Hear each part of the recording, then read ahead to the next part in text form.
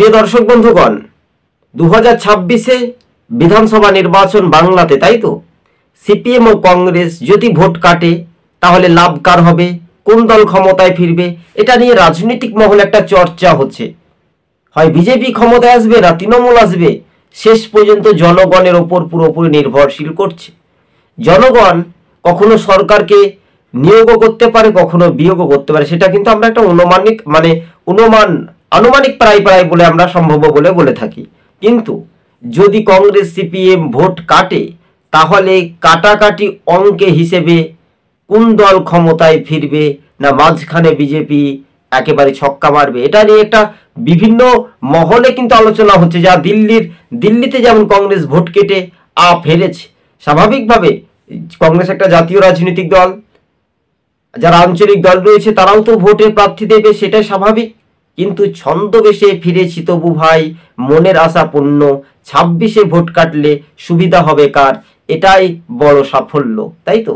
এই প্রবাদ অনুপাতে পার্ট 1 পার্ট 2 করে আপনাদের সঙ্গে আমরা তুলে ধরছি। দেখুন, প্রতিটি রাজনৈতিক দল, স্বয়ং রাজ্যের মুখ্যমন্ত্রী মমতা ব্যানার্জি, এছাড়াও বিরোধী দলনেতা বিজেপির শুভেন্দু অধিকারী, কংগ্রেসের প্রাক্তন সাংসদ অধীর রঞ্জন চৌধুরী, প্রাক্তন সাংসদ সিপিআইএম এর মোহাম্মদ সেলিম, এটা নিয়ে একটা বিতর্কিত মন্তব্যই জের কিন্তু উথাল পাতাল হচ্ছে, ঝাঁঝালো প্রতিক্রিয়া হচ্ছে। কিন্তু দেখুন, কার দিকে কখন ভাগ্যে লটারি খেলা ঘুরে যাবে রাজনৈতিক মহলে, এটাই বড় সাফল্য।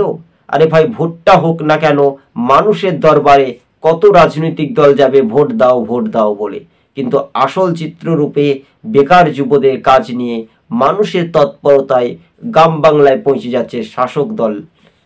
এটাই নিয়ে একটা বড় পাওনা, তাই তো? ভালো করে মনোযোগ দিয়ে শুনে রাখবেন।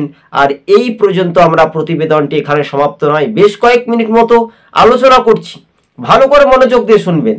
কেন?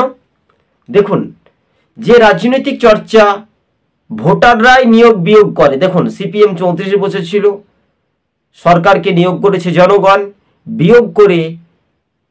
নিয়োগ করেছে তৃণমূলকে।